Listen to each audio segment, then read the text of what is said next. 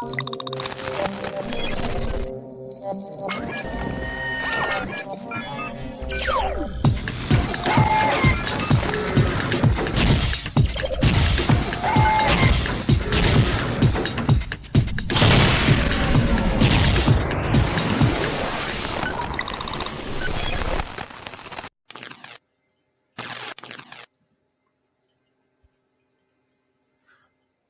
right. Well, hello everyone, and welcome back to the show. I am not on screen today because we're already having internet problems. So too bad. You don't have to look at my face today. We also have our host and co-host, Peter. Welcome back. Welcome as always. Glad to have you. How you doing? Hello. I'm doing fine, as always. I mean, fantastic. Yeah. Here wonderful. It's rough to translate. We have a saying in the part of the Netherlands where I live, where they say bad people are always doing well. So when someone asks you how are you doing, that's what you would say. Bad people are always doing well. I like that saying. That's terrible people. I like that. That's fun. One of my favorite phrases in French is "Je n'ai pas un radis," which means it literally translates to "I don't have a radish." But it's an idiom. It's an idiomatic expression for "I don't have any money," which I think is great. It's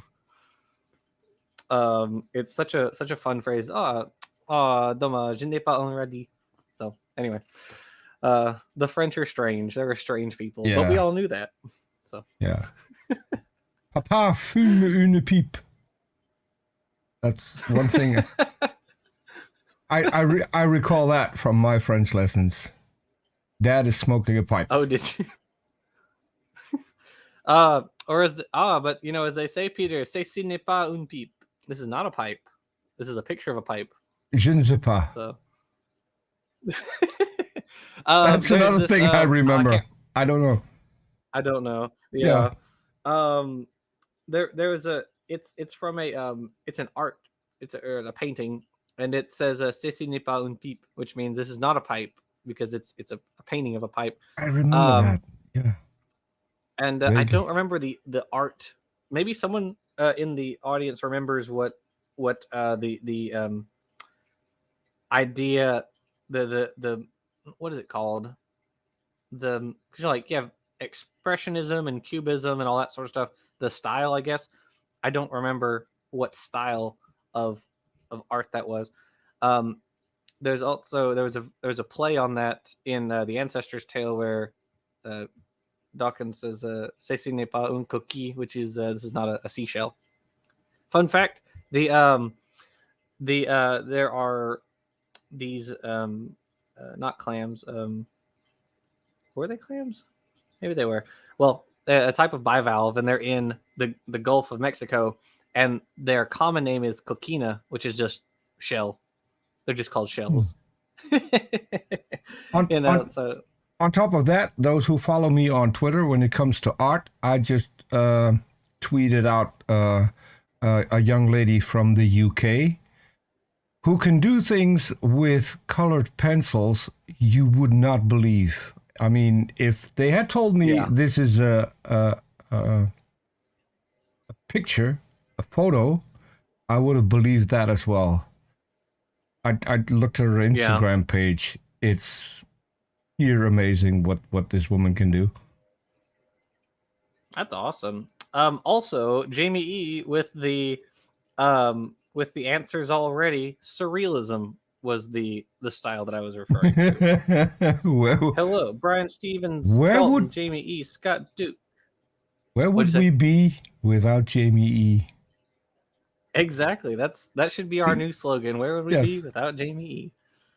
Yeah. All right. Are we ready to get? Brian says he has a jar of the coquina shells. Yeah, they're very pretty, and they come in all sorts of different colors, like gray, yellow, kind of pinkish. They're a bunch of different colors. They're real pretty. Mm-hmm. All right, we ready to get to the book? Sorry. Let me that thing. Yeah, I guess I'll do the intro. So we are reading. This is a series. If this is your first time joining us, we're doing a series on this book titled "Did Man Get Here by Evolution or by Creation?" which was published by Watchtower in 1967. This book was gifted to me back when I was in high school, and so we're just going through it line by line, paragraph by paragraph. And so we are all the way in chapter 9, I believe. I think so. Chapter 9? Yeah, I think it was. Chapter 9. How old is man? Old. How old is man, Peter? That's old. I'm officially old now. I mean, I turned 60, so then you're officially old. Although I do have a female follower on Twitter from Minnesota who is just a few months older than I am. She just turned 61, and she keeps getting younger. I don't know. I think I need to move to Minnesota because she's like Robin Williams from Mork and Mindy. I keep looking older. It's I don't know. Must be the climate. That's something. But she tells me where you are. She keeps telling me that I'm not old, so that's always. I mean, 60's not that old, you know. Yeah. I don't think it's that old. It depends. If you go out with a bunch of 4- and 5-year-olds to a playground, you're old. You're going to discover how old you are when you do that. I mean, fair enough, I guess. I guess I can't argue with that. I mean, up here, I'm still a toddler. I can do everything or want to do everything that they do, but the body is slowly giving in and telling me, nah, not going to do that today. But I mean, such is life, right? Such is life. That's true. Okay. We're going to be talking about old men today. That's our show today is old men, old man. So I came to the right show. All right. Ready? I'm ready. All right. Quote, Science magazine of December 11th, 1959 commented about the failure of the radiocarbon technique to yield dates of certain dependability and said, quote, although it was hailed as the answer to the prehistorian's prayer when it was first announced, there has been increasing disillusion with the method because of the chronological uncertainties, in some cases absurdities, that would follow a strict adherence to published C14 dates. What bids to become a classic example of C14 irresponsibility is the 6,000-year-old spread of 11 determinations for Jarmo, a prehistoric village in northeastern Iraq, which, on the basis of all archaeological evidence, was not occupied for more than 500 consecutive years. Close quote. That errors of thousands of years occur in the C14 method was verified by science of August 16, 1963, when it stated, quote, errors of shell we'll talk about that one. Errors of shell radiocarbon dates may be as large as several thousand years, close quote. It is therefore obvious that any radiocarbon dates that might indicate man to be more than 6,000 years old are no basis for discrediting the Bible's chronology for man. However, have not some bones been given an age of several million years? What of the recent fossil find, a small part of an elbow bone, about which the front page of the New York Times of January 14, 1967 declared, quote, bone found in Kenya indicates man is 2.5 million years old, close quote. How are such fossils dated? All right, let's talk about that. So I guess we'll go to the big error first. It says errors of shell radiocarbon dates may be as large as several thousand years. Mm-hmm. Yes, there's a reason for that. It's called the reservoir effect. Yes. So, organisms that live, marine organisms can incorporate these carbon 14 into their shell and into their bones, and this can drastically affect the C14 dates that are given to them. Now, here's the funny thing, though. We asked John a couple weeks ago, the geochemist we had on about that specific problem. It is a well-known phenomenon in geochemistry. It's not a Yes. question. Like, they know this happens. This is surprising to no one. Yeah. Uh, And if I'm correct, it's not just marine animals. It's also animals that feed on marine animals. If I'm not mistaken, is that correct? I think that's probably also part of it, because then you transfer that to your own body. Yeah, so that's also probably part of it. He had also mentioned in that interview the fact that carbon dates have to be calibrated against the fact that nuclear bombs have gone off, which has also affected the amount of radioisotopes on Earth. So yeah, these are things we know. We know that these have to be taken into account when geochronologists and geochemists are doing these tests. This isn't like, we got you now, here's a problem. Like, no, we know where these anomalous dates come from. We know why they happen only in certain organisms but not others, and we know how to or they know how to calibrate appropriately around these types of issues. So this is just dishonesty. That's all this is. It's just dishonesty. And the biggest problem with creationists today is that they will find this in older works of other creationists, never bother to check if this is accurate or if there's new information about this, and just run with it as if it's still happening today, when the opposite is true, because we also learned not only the thing about the nuclear bombs, that we can date stuff specifically because we see a spike during nuclear testing, but also that they can get as close as within 3 years, which is astonishing. I mean, he mentioned John mentioned in that interview, was it the date for Vesuvius, I think, that the geochronological date gave the actual year, the year that historical dates give Vesuvius, the Vesuvius eruption. Yeah. You can't get any, you literally can't get any better than that with chronological dating. You can't get better than that. And now Jamie E, here you go.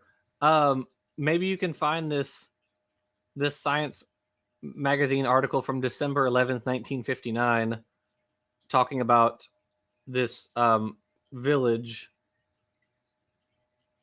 that says that the it was around, or at least parts of it, I guess, were around for 6,000 years, but the city itself was not occupied for more than 500 years. Because I mean, how are we supposed to judge that, right? Like, maybe parts of it are from 6,000 years ago. Maybe they found old pieces, or maybe the reservoir effect was happening here, or we have no idea, right? Like, we have no idea what they found that gave them this date, right? This article or the book is presenting a single paragraph snippet, like 2 whole sentences of an article, and there's an ellipsis here, and we have to just kind of take their word for it, right? And we've seen how that goes before, taking creationists at their word. And it depends on what they find. I mean, just a few miles from where I live, there's a village where they're currently digging, and they found a jaw, and they sent it off to be identified. It's either from a plesiosaur or an ichthyosaur. So yeah, and there are people living there currently. So you have that in the middle of the village where people are living, driving around in cars, modern people. Right. So yeah, you can have older finds. It just depends on what you're looking for and who's digging. Right, exactly. A lot of times you won't have just one stratum, just a single one. You'll have a bunch of strata layered on top of each other, which will give different dates. One might be 5 million years old, then the next one is 15, then the next one is 35, etc. And so Yeah, like we just have no idea what they were dating in that No. article that gave them that date. We have zero idea. It's just an out of context snippet. So, um, Yeah, and they they uh, they don't talk about it here. So, but it's also, you can have a village in the exact same spot where an earlier village was, right, because exactly. people tend to pick the place where they live according to the environment. So let's say if there's Right. a river or any kind of fresh water nearby, which would help with agriculture. I mean, that's where people would settle, and it would help with transport, maybe. So we pick our places specifically, not anymore in the modern world because we can adjust the environment accordingly. But back in Yeah. the day, that was a thing. So yeah, you could have a village. Then for some reason it was abandoned, maybe through Hmm. a war or between two different tribes, and then Right. later got reoccupied. It happens a lot. Yeah. Absolutely. Yeah. Absolutely. So that's that certainly could be the case. We just have no idea, right? We just don't Yeah, know. because Um, the earlier inhabitants, they couldn't have had in any written history, so we know nothing about them. And still, you can find things there that are older than what we know of the civilization that has lived there for quite a while, if that is on record. So, so you know what? I just decided to look it up. Okay, so here's what I just found. This is on Encyclopedia Britannica. I just decided, just on a whim, to look up Jarmo, archaeological site, Iraq. Jarmo, also called, I'm going to mispronounce this, Kalat Jarmo, uh, is a prehistoric archaeological site located east of Kirkuk in northeastern Iraq. The site is important for revealing traces of one of the world's first village farming communities. The approximately dozen layers of architectural building and renovation yield evidence of domesticated wheats and barley and of the dog and goat, suggesting the achievement of a settled agricultural way of life. Other artifacts found at Jarmo, such as flint sickle blades, milling stones, and in the uppermost layers only, pottery, hint at the technological innovations made in response to the new way of food production. Now, get this, the original occupation of the site is estimated to have occurred at 7,000 BC. hmm. 7,000 BC. And this Imagine, snippet is saying that it was imagine, continuously populated for the past 500 years. yeah, imagine how surprised they were when God created everything. That must have given them a startle. The fun part is Like they, yeah. though that they had domesticated wheats where we are currently doing a show with one. I mean, some And things I just am truly feral. yeah, Like, some things never go out of fashion, it seems. could you imagine living in that town before the universe was created, Peter? Like Yeah. a mom tells her kid, "Hey, don't go past the edge of the city. You'll fall off the earth or something. Yeah. And You'll then fall off Jarma." suddenly a guy with a big beard hovers over you and is terraforming everything. Uh yeah, that must have been a real scare. Yeah, okay, so yeah, it's this city has been around for 9,000 years, and something they found was 6,000 years old. Okay, I'm not super surprised at that anymore. No. No. um Good lord. Okay.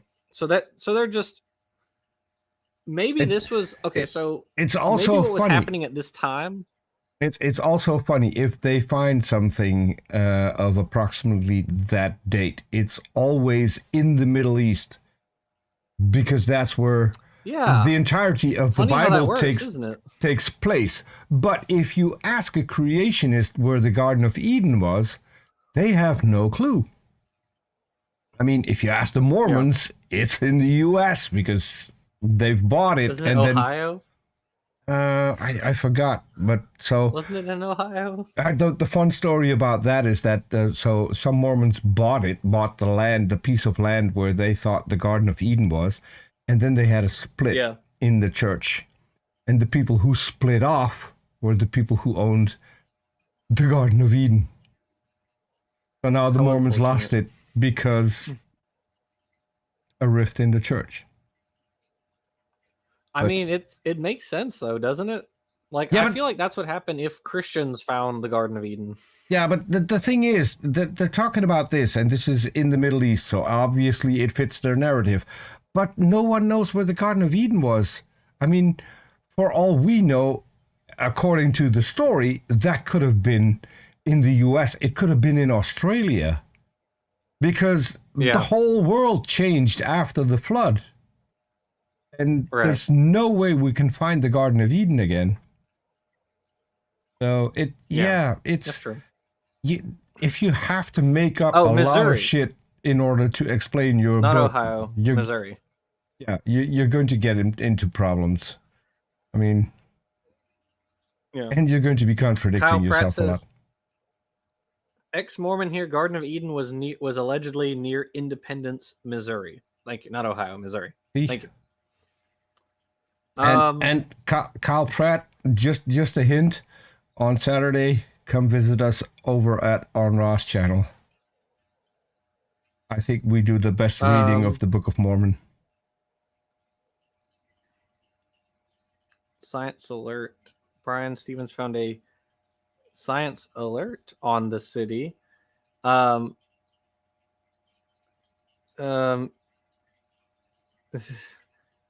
I'll have to take a look at this later. But Katahoyuk, I've heard of that one. Okay. Yeah. Well, the funny thing is about this, clearly they're just wrong. The other thing was a bone found in Kenya indicates man is 2.5 million years old. That would be like the earliest Homo, I think. I think that's right about when the earliest Homo arrived, was about 2.5 million years ago. So, yeah, that's pretty true. So, anything we want to add on that one? No, We're ready for the next part. I think we've done enough. Okay. All right. Quote, the dating method used in these cases is not C14, but potassium-argon. Scientific American of September 1961 explains, quote, there is no way to date bone more than 50,000 years old, so they analyzed samples of rock from immediately above and below the level where the bones were found, close quote.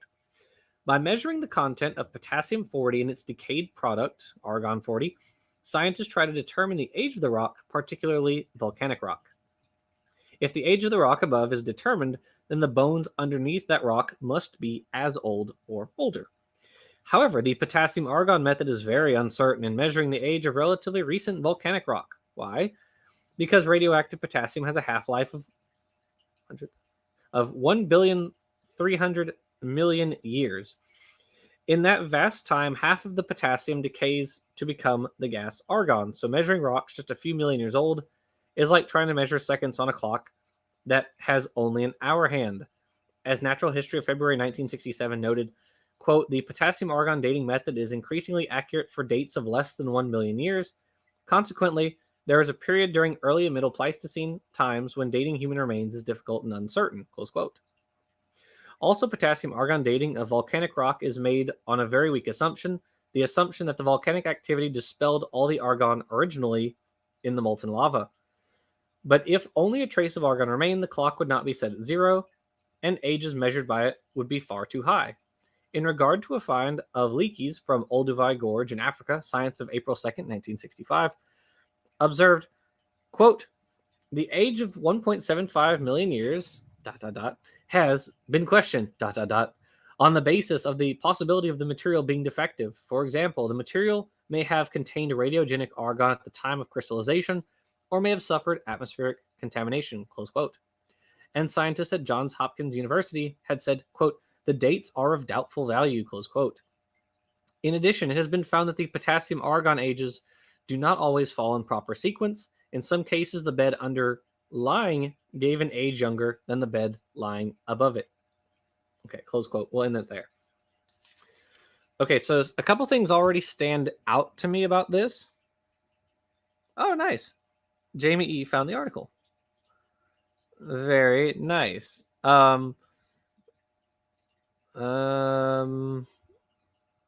Oh goodness. Is it going to let me? Okay. If you want to find the actual quote, the specific quote from it, a quote is on second page. Well, second page of the article. Okay. How do I? Oh, did I do it? Oh, now how do I do that again? I can't. Okay. Okay, let me try again. My phone's being really slow. So it's talking about, I guess, all these ancient archaeological dig sites and problems with dating them, which, okay. I'll just leave it, I guess. Do you want to include the quote, Jamie E? Because I'm trying to. Oh, you brought it up. Oh my gosh. Let me go back.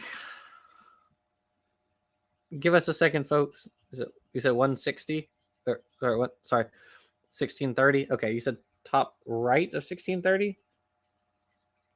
Okay. Another basic difficulty, aside from the fundamental one of the tremendous expense of putting properly staffed expeditions into the field halfway around the world, is a real paucity of fundamental evidence to date. Less than a dozen sites, blah, blah, blah.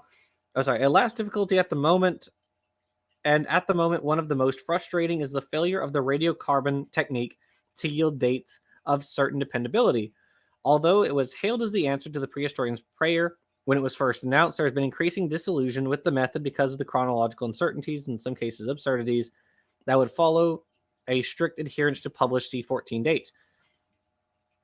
This is not to question the validity of the physical laws underlying the principle used or the accuracy of the counters.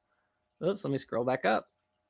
Of the counters, come on, now in operation around the world. The unsolved problem instead seems to lie in the difficulty of securing samples completely free from either older or younger adherent carbon. At least to the present, no kind or degree of chemical cleaning can guarantee one age carbon, typical only of the time of the site from which it was excavated. What bids to become a classic example of C14 irresponsibility is the 6,000 year spread of 11 determinations for Jarmo, a prehistoric village in northeastern Iraq, on the basis of all archaeological evidence, was not occupied for more than 500 consecutive years. So they're not actually arguing that C14 is problematic. They're arguing that the problem is contamination at the site. So again, thank you to Jamie E, as always, our hero. So while the book here is trying to cast doubt on the actual workings of C14, the paper is saying it's difficult to get non-contaminated samples, which is a fundamentally different issue than the one the book is trying to make.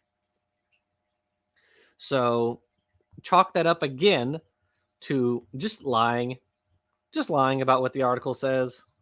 There's no way to really be charitable about it. Okay, back to this. So yeah, source doesn't support claim, go figure, from Brian Stevens. Okay, so the other thing is it's talking about potassium-argon dating. The book is. Mm-hmm. And so the book is saying that potassium-argon does not work for very recent stuff, for stuff older, so older than what carbon dating allows, but not within the past like couple million years. that's not really an argument against using potassium-argon dating. That's just an observation that carbon dating and potassium-argon dating have error bars, right? Yes. They can only be used within an acceptable range. They can't be used for everything, which I mean, okay, that's tell us something new, right? So he's just kind of saying, well, it can't really be used for really recent stuff, and it's one carbon of the dating can't really things. be used for older stuff. Yeah, it's one of the things they like to point out, that it doesn't work on this. No, but we know it doesn't. That's why we don't use it. And so it's still the same old argument in order to discredit it, because this dating method doesn't work for that time period. You can't trust it. No, we're not using it for a different time period, because we've got, before you test something with radiometric dating, you have approximately an idea of how old the layer is that you're going to test. So you will know what kind of testing method you need. And then, even then, 9 times out of 10, they've got different testing methods.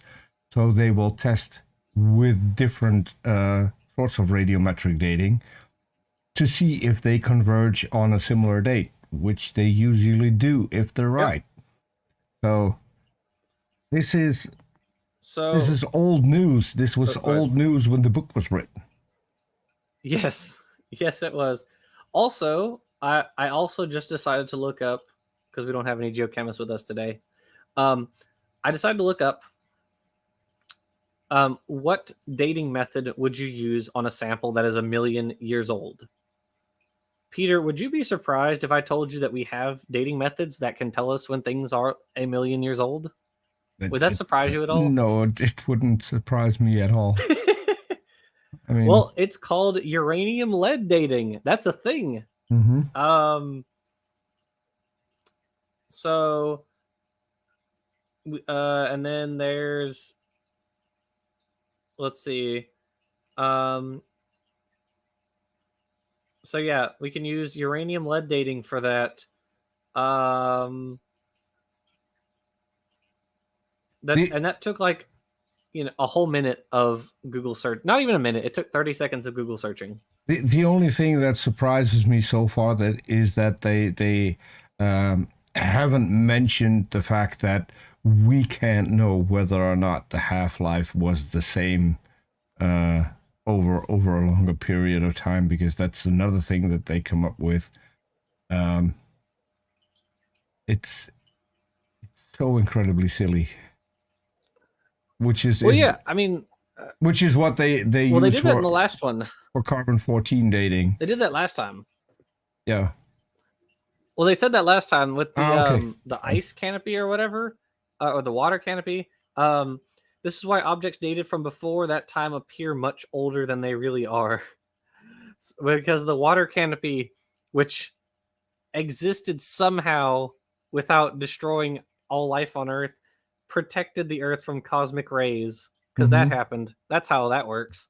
and the fun part is, according to creationists, it's no longer there because it collapsed during the flood. If you talk to flat earthers, not so much. It's still there because they actually see rockets crashing into it, believe it or not. Oh, really? Is that what they... Yeah. Is that what they do? When you listen to those people, hilarious. It's really not a surprise that Buzz Aldrin at some point thought, I'm going to punch this guy in the face, which he actually did, because... Yes, he did. Famously. Okay, so in fairness, that dude had followed Buzz Aldrin to a bunch of different meetings and had harassed both him and his family. So I would have punched him too, probably. I mean...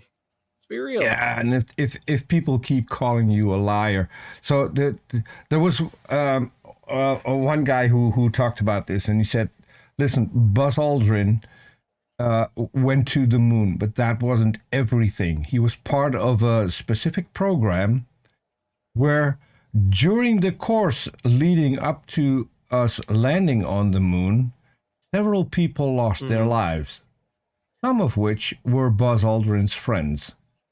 If they keep telling you this never happened and it's all a lie, it was all CGI, which is funny because back in those days, I clearly remember because I was watching TV, we didn't have computers that could do CGI. I mean, the computing power that got us to the moon was a lot less than you have today in your iPhone, for instance. And that was the computing power combined, if I'm not mistaken. So, but if people tell you that, and you have to go back and remember the friends you've lost, in order to get to that incredible thing for that time is putting people on the moon.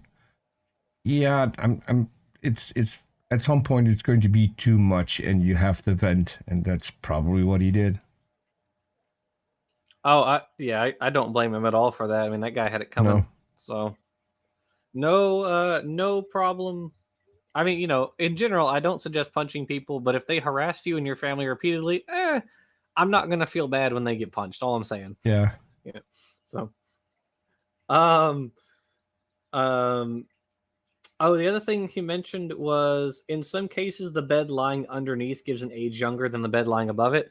So again, this is not news. The fact that that strata can fold, and so you can get a younger rock being folded up under an older rock. Again, that's been known probably since like the 1800s, I would imagine. Yeah. So that's just not surprising to anyone. Again, you're just kind of saying things that we all already knew and pretending like they're new problems. Ooh. So, oh well, I guess that's kind of what creationists do in general. I love when they do the kind of like a thing I learned 20 minutes ago where they're like, I just learned about this thing called the C-value paradox. Like, yeah, you did? You just now learned about that? Welcome to biology 40 years ago, I guess. I don't know what to tell you. So I mean, in all fairness, I learn a lot, and there's a lot of things that I still don't know, and that's why I watch people like you, like Arn Ra, science communicators, P.Z. Myers, for instance. So there's a difference, right? I keep learning.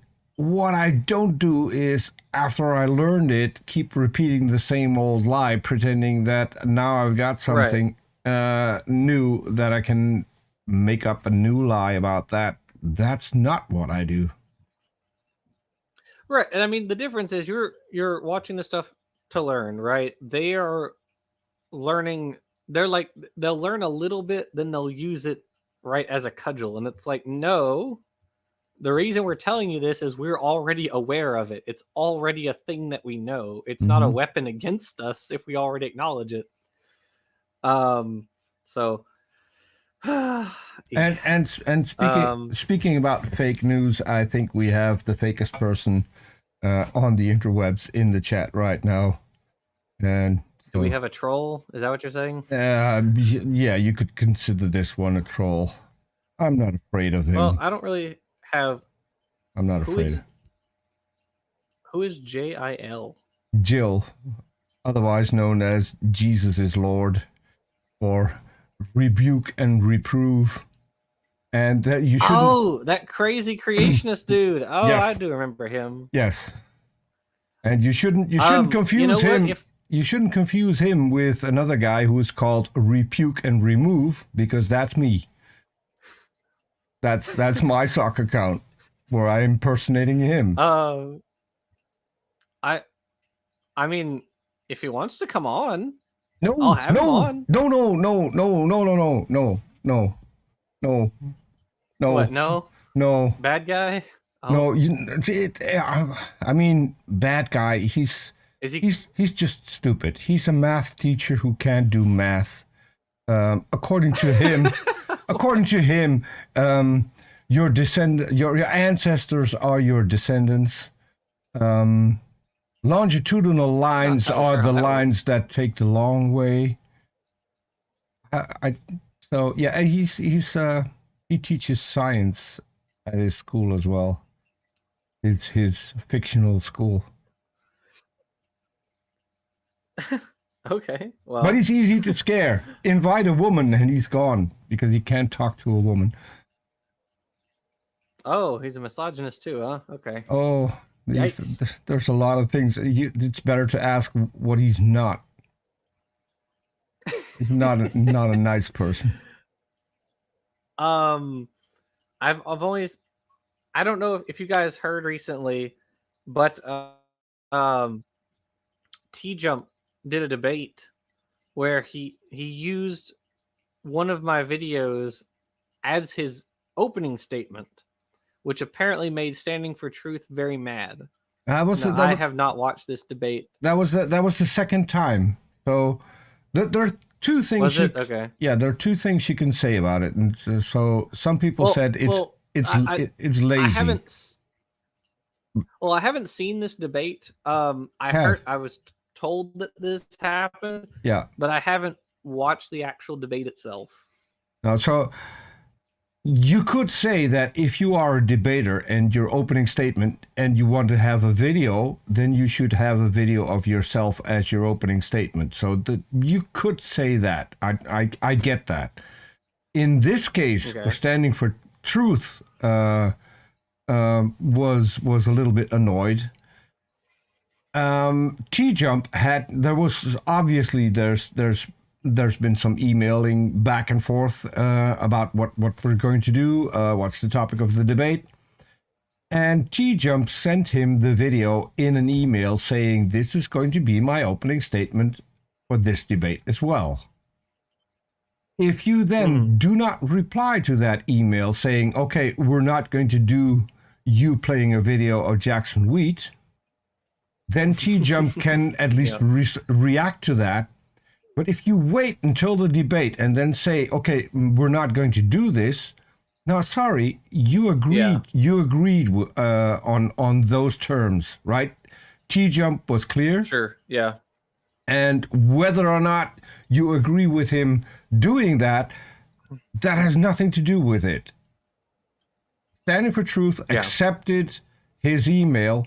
Here's my opening statement. Here's the video. I want this played as my opening statement. If you don't reply to that, you cannot do that during the debate, because during the debate, you're supposed to be impartial. You're just the moderator. You're the moderator, right? So. Right, sure.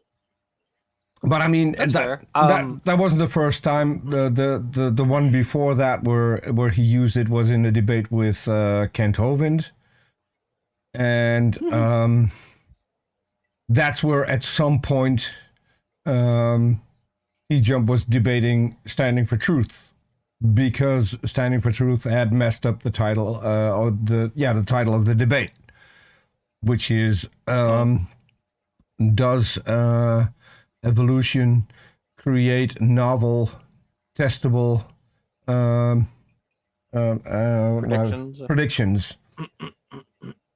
They left out the word novel. Oh, so you're just saying, like, does it make predictions?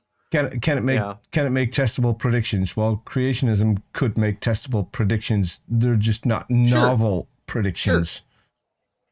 Right, and they've been falsified already. And that was the argument. And so then he was debating T-Jump instead of Hovind, and Hovind was sitting there smiling with his... It's what you get. Well, Hovind likes to say, I've seen his stupid debates he's done where he's like, oh, if creationism is true, I predict that love and justice and morality will exist in the world. Like, that's not... Do you know what a prediction is, my guy? It's not. I can give you an example in the world, and I see things. Like, that's not what a prediction is. No, I can give you an example. So a friend of mine, James W., also debated Hovind, and Atheist Junior and we coached him in his preparation for the debate. One of the things that I told him to do, he said, I want to have a few pictures behind me to some references, and I told him take a picture of Arn Ra, preferably in his Klingon outfit, and then as large as possible. Don't talk about Arn, just have the picture there. And you will have Hovind during the entire debate ranting that you're parroting Arn Ra and that you're his disciple, and he did exactly that. And he had several pictures to just distract Hovind. So if you want to debate Hovind, put pictures behind really you funny. Of things that will trigger him. It works. I'll say, with regard to my first discussion with Hovind, I should have done some preparation. I didn't, and overall it didn't go very well, and it could have gone, or should have gone a lot better than it actually did. But then later, a couple of years later, I actually had a formal debate with Hovind on modern day debate, and I absolutely wiped the floor with him. Mm-hmm. But in all fairness, during the first debate, you should have demanded half the time. Because I timed it. Yeah, that was a whole thing. Yeah, I remember. You got less than a third of the time. Yes. And then he complained I talked the whole time. Yeah, yes. I remember that. Yeah, fun stuff. I had someone reached out to me months ago asking if I would debate Hovind on their channel, and I really have no interest in debating Hovind. We already know his talking points. We know he has nothing interesting or useful to say, and his audience, frankly, doesn't care. But this person asked, and they were a small channel, and my thinking was like, I'll do it to help someone else get exposure, because why not? Mm-hmm. I can help somebody else, so sure. And I agreed. I was like, yeah, sure, I'll do that. Well, then the person just never got back to me, and so I don't know whatever happened with their channel, so whatever. But now I would also encourage, I'll get on a soapbox here for a moment. I would also encourage people to not go on modern day debate. Sorry, it's not modern day hysteria anymore. Modern day debate. I would encourage people to not go on there, because I would not go on a channel that platforms Nazis regularly. I agree. Or really at all. The first time you do it is it. Like, I'm not coming on your channel again. I'm sorry. That's it. I'm not doing it. And the fact that he's done it more than once now is just unacceptable. It is. And so someone else did a debate, a creationism versus evolution debate, where both of the people defending evolution were neo-Nazis. And I was floored by that. I was absolutely floored that, like, you couldn't find anyone else to be on this side, really.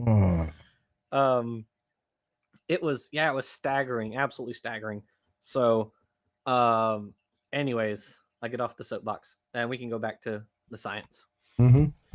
So all right, so we'll finish out this sub chapter, and then good lord, how long is this? This is such a long chapter. I actually, oh god, this is such a long chapter. Okay, actually, this is it. This is no, because we're not doing 10, right? Or are we doing 10? Whoops. Yeah, yes, we are. I would go and look, but then I have to go back and find this again. So I'd better not. Okay, so I think that's it. So once chapter 10 is the last chapter. So we're on the second to last chapter. Okay. All right. Okay. All right, here we go. Quote, the potassium in the earth has been generating argon all the time. When rock is melted in volcanic activity, every bit of argon must have been boiled out for any reliable dating. But even if a minute trace remains, it could cause errors amounting to millions of years. It would take only the tiniest trace of argon inherited from the melted rock to make a 5,000-year-old bed of volcanic rock look 1,750,000 or 2,500,000 years old. That the potassium-argon method is unreliable is shown by the following item in Science Digest of December 1962. Quote, through radioactive dating methods, such as potassium-argon, the age of the Earth has been approximated at 4 million 500 blah, blah, blah. No, it's not. 4,500,000,000 years. Sorry. A new and higher figure, 6,500,000,000 years, has now been given. Close quote. Why this difference of 2 billion years? The Quick article explains question, that the new Jackson. What page are we on? I think I'm one behind. 102. See. And this is why there we I go. should have had my reading glasses, because the lettering is too small. Sorry. Oh, sorry about that. Why this difference of 2 billion years? The article explains that the new age for the Earth may be the result of some overlooked factor in the potassium-argon dating technique. There are other dating methods too, but none in any way disprove the 6,000-year age of mankind given in the Bible. True, animal fossils are older, but the Bible, in its account of creation and Genesis, allows for that. It shows that animals were created thousands of years before man.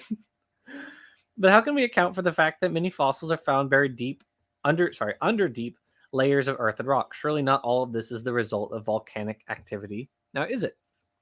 Okay.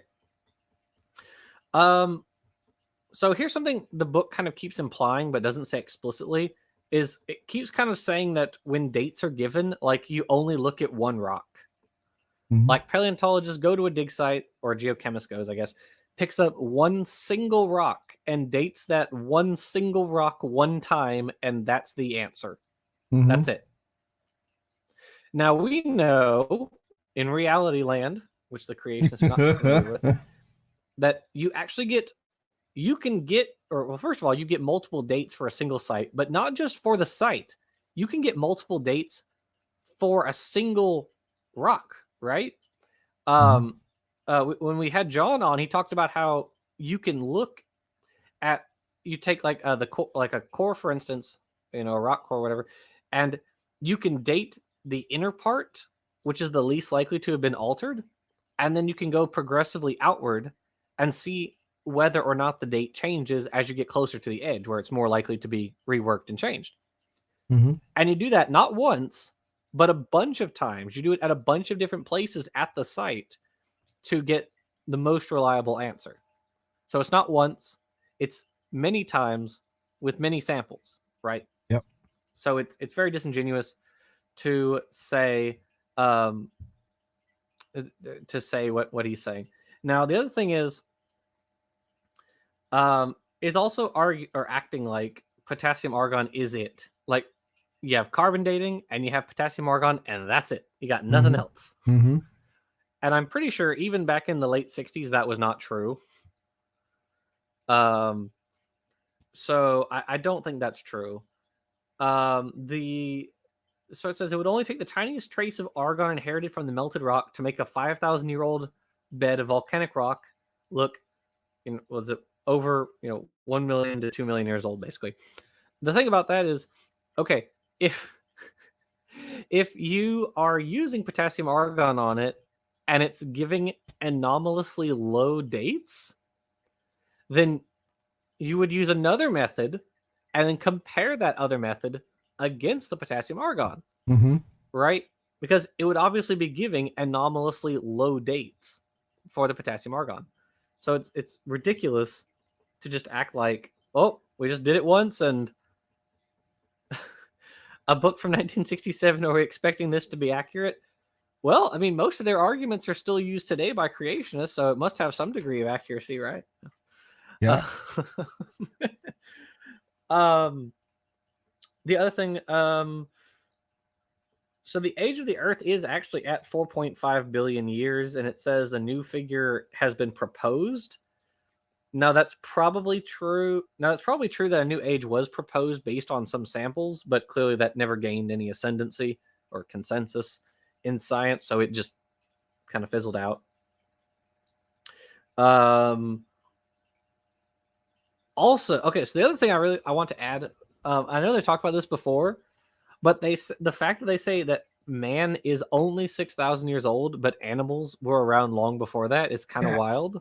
It's kind of weird because not only that, what they say is in the account of the creation of Genesis, it allows that because that shows animals were created thousands of years before men.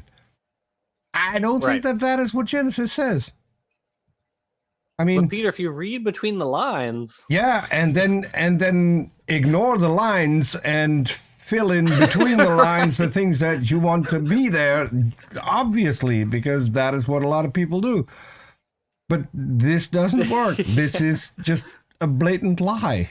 It doesn't say in Genesis that animals were created thousands of years. It was days, remember? According to Hovind, 24-hour days. Now,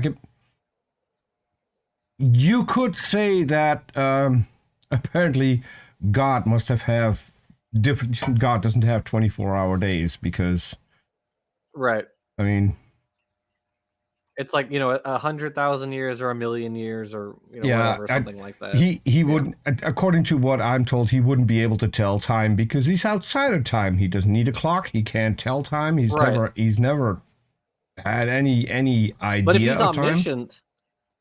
if he's omniscient, shouldn't he necessarily know how time works? Yeah. Okay, and I'm not sure. So this is a little bit not safe for work. If this was me talking to a certain creationist who may or not may not have been in the chat earlier, and they told me that God is all-knowing, which means that let's say that one man likes another man very, very, very much, and they decide to have fun between the sheets. God would know how it feels to have that experience, both giving and receiving. Exactly. And yeah, that's when they get mad at me because apparently is that God is some a top or a bottom. Yes. What would he like best? I mean, oh, more rain! Yay! Peter, yes? Can you hear me? Yes, I can hear you.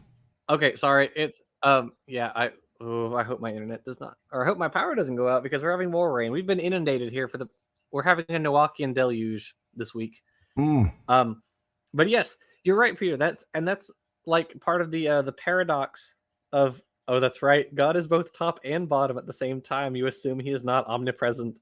God is the ultra switch. I can't with this chat.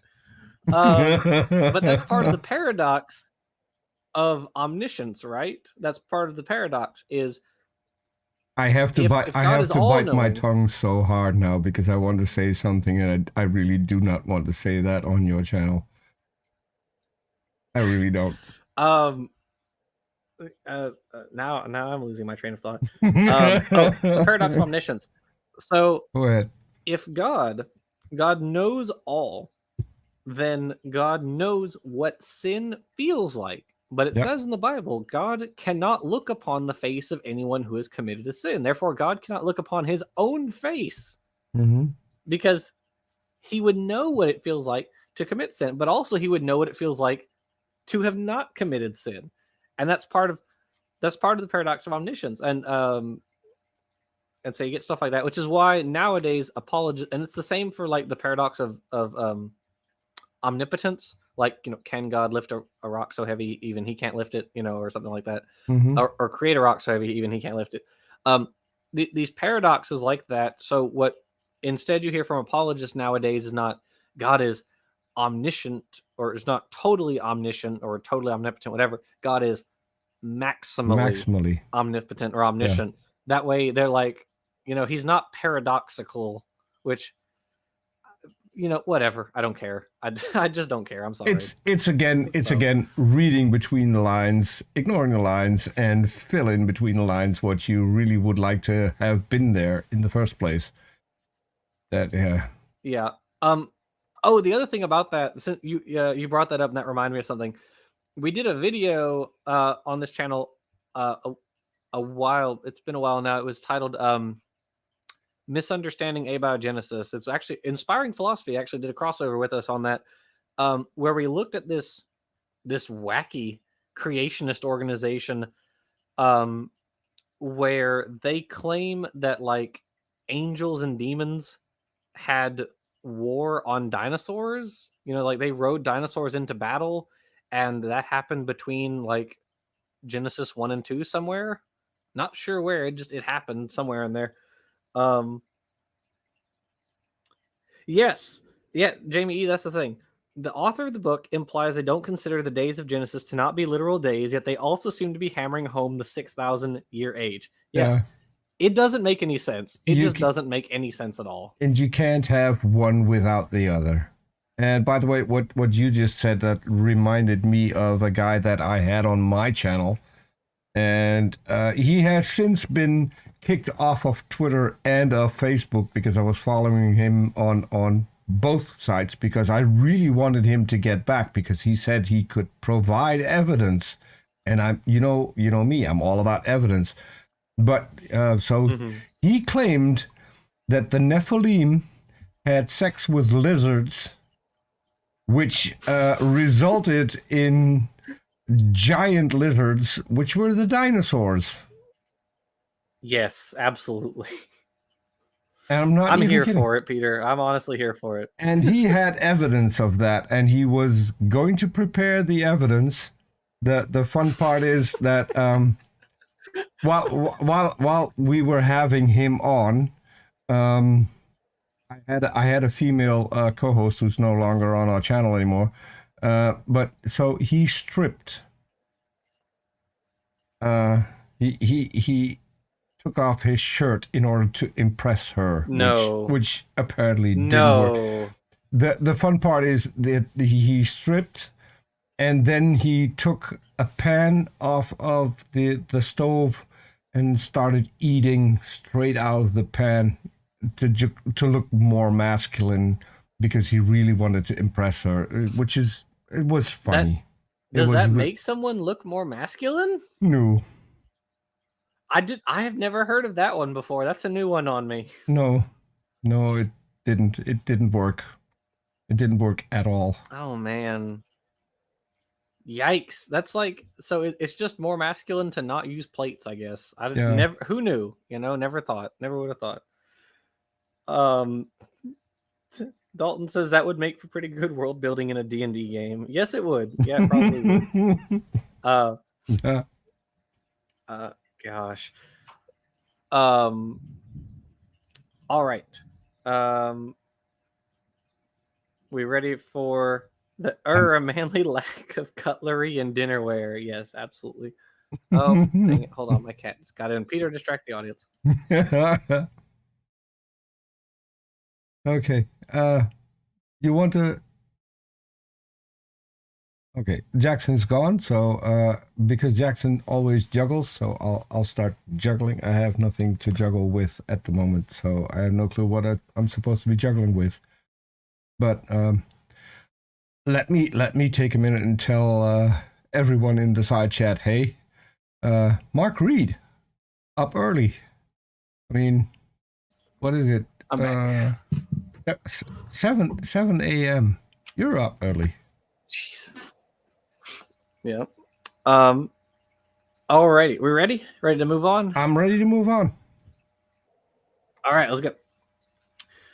Catastrophic changes. Quote, evolutionists assumed that the Earth's crust had not changed appreciably since living things appeared. Hence, when observing a fossil buried under many feet of earth and rock, where no evidence of volcanic activity existed, they assumed it must be very old.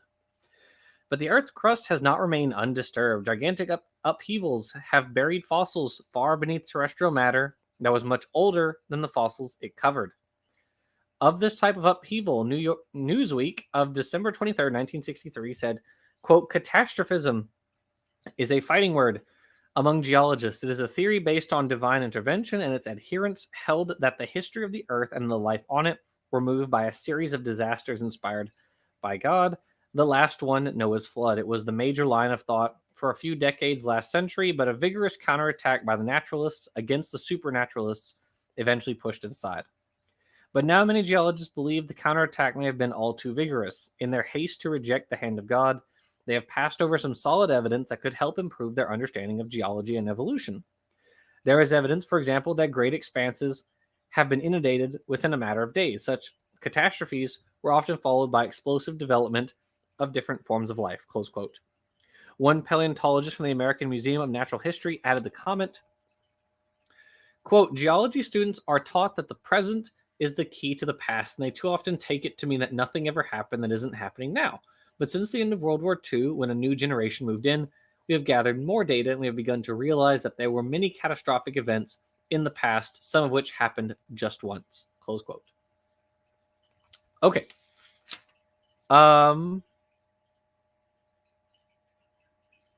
We found the Science Digest article for Earth age at 6.5 billion year estimate was from the USSR Academy of Sciences. Very interesting. Well, if you guys remember from the very first chapter of the book, it referred to communist and non-communist lands. So I guess that was some communist math, and that's why it didn't add up. Anyways. Okay. All right, let's let's talk about this. So first, I forgot to mention at the end of the very last the very end of the last subchapter, it says, surely not all is the result of volcanic activity. No. And nobody thought it was. Literally no one thought that all the geologic phenomena on Earth were the result of volcanic activity. Never, ever, no one, not a person. No. That is ridiculous to even attempt to imply. Absolutely ridiculous.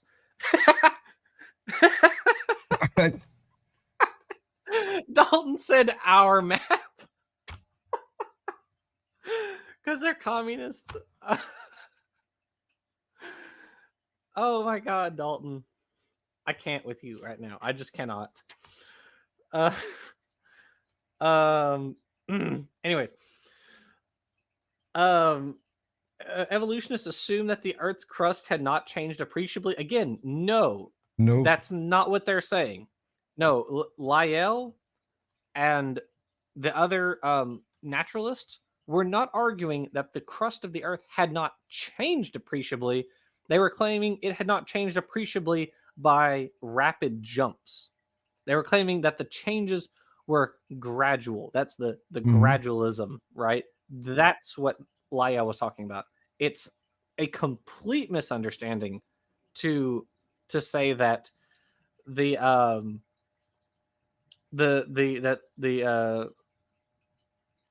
naturalists thought that just means volcanic activity was the only thing that was happening. Like, no, come on. We all recognize that floods happen. Literally, the present is the key to the past. We see that tsunamis happen, mudslides happen. Volcanic eruptions are pretty intense, right? They're pretty big events.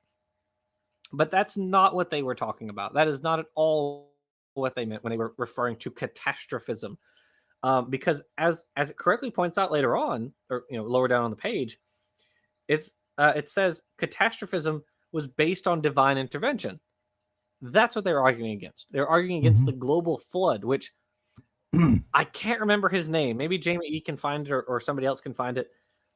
The guy who was the head of the Royal Society in, I think it was like the early to mid 1800s, was a flood proponent. He was actually a proponent of the Noah's flood story, and that caused a bunch of geological features. But late in his career, he started to realize that those features he thought actually fit better with a gradualist approach rather than a catastrophist approach. And so his very last lecture at the Royal Society was that he had given up his belief in the Noachian flood, and it had been replaced with gradualism, with uniformitarianism. Sorry, is the better word. Gradualism is for biology. Uniformitarianism is for geology. But so yeah, so that's what he was was saying, and so there's, I don't remember who that was. Maybe someone can find it. But the other thing about this, oh, that was it. Notice how the book says, but the gigantic upheavals have buried fossils far beneath terrestrial matter that was much older than the fossils it covered. That was not substantiated anywhere in the quote that was given. Anywhere. Nowhere was that said. So he just kind of made it up. Mm-hmm. Like it says, it talks about catastrophism used to be, or was thought this, then the newer naturalists fought against it, but now some catastrophes were often followed by explosive development of different forms of life. But it's funny That, because this is actually a problem that Kent Hovind solves completely. Because oh, yes, because according to Kent Hovind, all the layers are the same age. Because where did they come of course, from? why not? If they're newer, they should have come from outer space. They didn't. They came from the same Earth that is 6,000 years old. So everything on Earth is 6,000 years old. I want Okay. I want to be a car salesman near him and then sell him a car, because I mean Yeah. that means that every car is the same age. I mean, that's true. Because the materials should tell him, like, are the same, right? I mean, they're built from exactly the same Yeah. materials. They can be younger. You got to tell Hovind that you know a very wealthy Nigerian prince who needs Yeah. Hovind's banking information to The- move his vast riches out of the country. Yeah. The fun part is that when he says that, he has his little toy that he bought from Walmart with the different colors of sand in it. Then he will turn that around, and then you will see that the bottom layer is formed first, and then the layer above that, and the layer above that over time. Yeah. And no creationist notices. I mean, they all agree with Hovind that that's probably what it is. You I see? mean, Peter, don't you know that Earth is itself just a glass bottle that has layers of sand in it, layers of Yeah. colored sand? It's more like We're uh, all just swimming in a fishbowl with yeah, different layers of colored sand. it's kind of a snow globe, and every once in a while God shakes it, and then we get new layers. That's Yes. basically how it's done. I do like And the that's how that phrasing. works. Yes. I do like the phrasing here. The catastrophes are inspired by God, so God is some kind of muse for, I don't know, forces that work on Earth. Mother Nature. Yeah, and they look at God and oh, this inspires me to flood everything. I just suddenly got the urge to wipe out all of humanity. Yeah. Yeah. That's so Um, that's weird phrasing. I haven't seen that in. Yeah, inspired by God. yeah. God didn't do it. He just inspired something else to do it. You know, if you are the inspiration for someone else's like homicidal tendencies, maybe you're the problem. You Yeah. know? Probably. I don't know. Just saying. I'm just saying. Yeah. So the other thing it says, there are many catastrophic events in the past, some of which happened just once. I feel like this passage takes a turn into paganism. You're not wrong. You're not wrong, Dalton. Apparently there were multiple gods and they saw Yahweh and were inspired to murder billions, apparently. So, I don't know. I recently talked to a Christian who confirmed that God is not the only God, that there are more. Because the Bible tells you that there are more. And you have the It first, does say that, yeah. the first commandment, thou shalt not have any other gods before me. So there are other gods, but this was the first Christian actually to admit it to me that, yeah, God's not the only one. Well, I mean, that was the belief back then, right? It was called henotheism. So basically, you have your God who you worship, but you acknowledge that other gods exist, Mm-hmm. right? So like, and the Greeks did that too. Like, you know, okay, I worship Dionysus because I want, like, you know, I like drinking wine and whatnot, and having a good time. But of course, I acknowledge Zeus exists too. I just don't worship Zeus. I just worship Dionysus. And right, Mark Reed says, yeah, Baal is clearly mentioned. Mm-hmm. Most pagan gods were written off as demons back in Roman times. Yeah, um, yeah, basically, and I mean because that's what Christianity evolved out of. Christianity evolved out of Judaism, which itself evolved out of earlier Middle Eastern polytheism, right? So And you have this paganism. sort of streamlining. Mm-hmm. Well, right. I mean, you know, right, and you have this streamlining basically of this polytheistic belief down to kind of one god, but the other gods are playing minor roles to just it's just the one god, right? Oh, You have that sort of no, streamlining going on. the Bible starts out with multiple gods because it clearly says that the Right. Elohim created everything, Yes. which is a pantheon of gods. And then later it goes on to El, and then El evolves into Yahweh. yes. And But right, those are the oldest books of the Bible, right? Because you have the really old books, which are still back when bathed in that Yahweh culture. was still married. Right, they're bathed in that culture of multiple gods, and then you get this sort of, as you go forward, you get the Hebrews who are like, this is our main God, and then by the time you get to the New Testament, it's like it's just Yahweh. It's just Yahweh is our only God, basically. And so you get that sort of streamlining going on. It's just what I was mentioning. I still feel bad that yes, Yahweh was the patron god of Israel. Yeah. I still feel bad about his wife Asherah. I mean, one of my favorite Bible scholars who I got to meet not too long ago on Orange Channel, Professor, and I always have to look, Francesca Stavrakopoulos. She did a brilliant documentary going back in finding God's wife. She asked a couple of years ago if people would go and find. There's a series of 3 shows that she did, 3 documentaries, and one of which was Did God Have a Wife? And she wanted people to mirror that on YouTube, which I did, and immediately got 3 copyright strikes from. It wasn't the BBC; it was another British channel. So. Yeah, that mirroring never happened. But Did God Have a Wife is available on, I think it was Daily Motion, if people want to go look for it. It's a pretty the good... Wild West of video streaming services. Yes, but so that's where I got my copy, actually. And I thought, well, I'll mirror it on YouTube, but YouTube didn't allow it.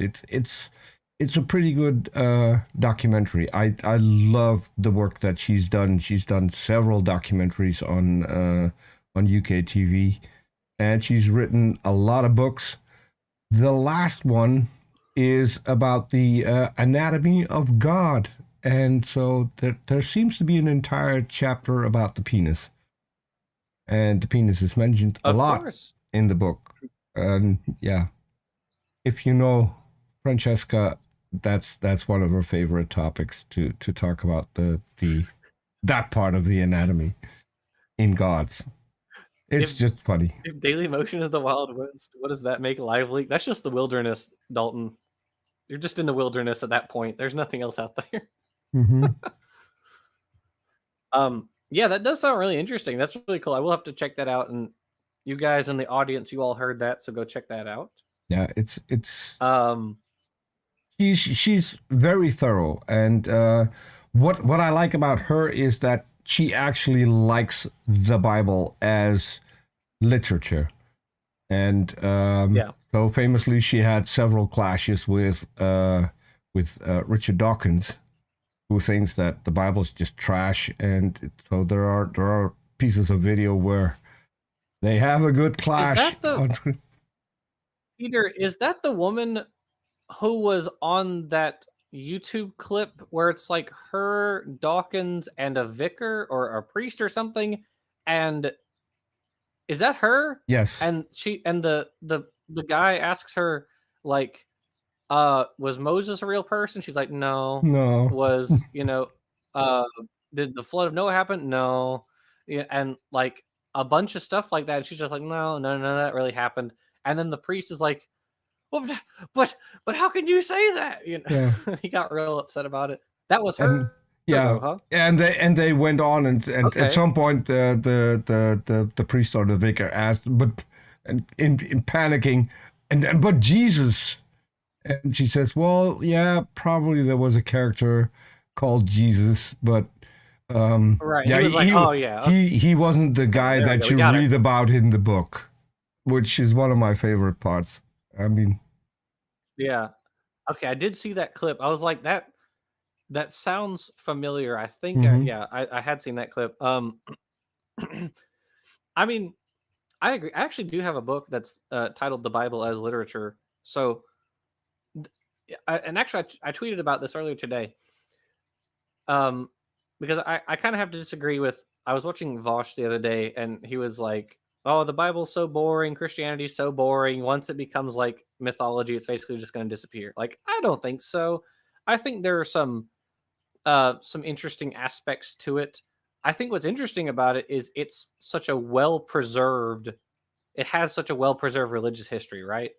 Like, we are missing large segments of like the history of Greek mythology and many other mythologies, but we have a lot. We have a very good history, at least in some cases, for like the history of Christianity and the history of Judaism and like where they go back and that kind of stuff.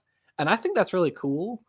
Um, so I don't know. Be, Maybe that's just me. I think we should definitely look at it more as the product of its time that it was, mhm. not the literal word of God. Yeah. You know. And being Um, Dutch, I mean, yeah. there's also good porn to be found in the Bible if you go to Songs of Solomon. I mean, Oh, right. cunnilingus Yeah, and fellatio that's both are true. I mean, mentioned. hey, we've already. That's true. That is true. I can't argue with that. Um, but yeah, I mean, that's it was a product of its time, and that's what it should be treated as. Not it's kind of ridiculous to be like, oh, it's all garbage or it's all literally true. Like, no, come on. Even the people who it was written for didn't treat it as literally true. So why should Hmm. we treat it as literally true? It's ridiculous. Well, So, but it's kind of um, weird because anyway. the young Earth creationism that we have today basically started, I think, somewhere around the '60s, if I'm not entirely mistaken. That's where uh, Like 40s, yeah. in the '40s. Okay, '40s. Well, So so it started with what's her name having like visions. Basically, it was this woman who was in Seventh Day Adventist having visions, and then in the '60s you had the Genesis flood, which was kind of the birth of creation science, essentially. So, mhm. yeah, Yeah, so it even the people before the early 1900s didn't believe in the yeah, stuff that people believe in now, and they had less right, education than is available right now because you got a computer, you can go look at stuff and find out right, which right. Oh, Kyle Pratt points out if Shakespeare isn't literally true, it has no value. We can't learn anything from it. Exactly right. That's how that works. um, and That's why people read Harry Potter, right? Because it's real. We're learning about like the secret conspiracy of wizards that exists right mhm. under our noses. Yeah, and in all fairness, for Harry Potter, we actually know who wrote it. There's this conspiracy that Shakespeare didn't exist. Right. I mean, I'm just saying. Yeah, I don't really buy that one. I think the argument for like Socrates is probably better. Like, was Socrates a real person? Eh, maybe. He like what is it? Three total people Hmm. wrote about Socrates, right? One was like Plato and like Xenophanes and one other guy I can't remember. Um, but the thing about it is like Plato uses Socrates as like a foil to the oddly anti-Semitic secret group of wizards. Yeah, you're right, Dalton. Socrates is kind of used as like an intellectual foil to whoever the main character is in the like these stories. So like, was Socrates a real person? Was he a character made up? Does it really matter either way? Not really. It really doesn't matter. I don't think all that much. But if I'm pressed on it, would I say Socrates was a real person? Maybe. Possibly. Maybe he was. Who knows? My absolute favorite conspiracy is that the German city of Bielefeld doesn't exist. And why is that Why is that a conspiracy? Why is it my favorite one? Because Bielefeld is 30 miles that way. I've been there. Okay. But there's a conspiracy that it doesn't exist. I forgot completely why, but there are a lot of Germans that think that Bielefeld doesn't exist. So why do they think it doesn't exist? Yeah, I forgot, but it's something that keeps coming up every once in a while. If you come across German websites, there will be one conspiracy nut who will tell you that it doesn't exist. It's really weird, and I think it had It had something to do with there's a nuclear plant, I think, close to it, and that's why they made the entire city disappear to hide everything, and that they're planting nuclear waste. It was something like that. But you can just go there. That kind of reminds me of the like dihydrogen monoxide is a poison. Have you heard that one, Peter? Yeah. You seen that? Yeah. And the petition to ban dihydrogen monoxide. I used to tell people when I lived in town, I had a koi pond where I had several koi. Mm-hmm. Never get a ghost koi because waste of time. First of all, you never see it once you put it in the pond, and then it eats all your other fish. Don't. But I used to tell people that I had an incredibly dangerous plant in my garden, which was a water lily, actually. But I told people, if you lie under it, and you lie under it for more than half an hour, you're dead. And they came to see my plant, and I pointed in the pond and said, that's it. It works. I feel like if you lie under it for more than like 3 minutes, you're probably dead. Yeah, but I wanted to make it more believable, so I had actually people come to my house to see the plant that was so dangerous, and they were extremely disappointed and sometimes extremely mad when I pointed to it. That's really funny. I wish did you charge them? Please tell me you charged them. No. That's very sad, Peter. I was hoping that you would charge them to like see the plant. Also, Jamie E points out that the person I was talking about was William Buckland. Thank you. As always, Jamie E, you came to our rescue. Yeah. Yeah, Peter, I wish you'd charge them first to see the plant. That would have been great. Yeah. I mess with people all the time. There are a lot of people that don't like me because of what I have done to them. Yeah. All right. We'll do like the next page. All right. Here we go. Quote. Science Year of 1965 also took note of drastic changes that have occurred in the Earth's crust. It said, quote, the discovery of coal and fossil ferns in the trans-Antarctic mountains was evidence of a warm climate in the past. Obviously, there had been a reversal of climate, close quote. And the caption under a picture of a geologist says he, quote, stands atop unusual butte. I think that, but butte, I don't know. In Victoria Land, he believes formation is a result of a mammoth flood thousands of years ago, close quote. Gigantic torrents of water and earth movements have caused vast changes in the Earth's surface and climate, bearing many forms of animals and even man under tons of earth. That is why we cannot just observe what is going on at present and necessarily use that as a measuring stick for what went on in the past. That a flood, a catastrophe of immense proportions, did actually occur in the not too distant past, is verified by the great number of fossils and carcasses deposited in icy, mucky dumps. This was noted in the Saturday Evening Post of January 16, 1960, which contained an article entitled Riddle of the Frozen Giants. It said, quote,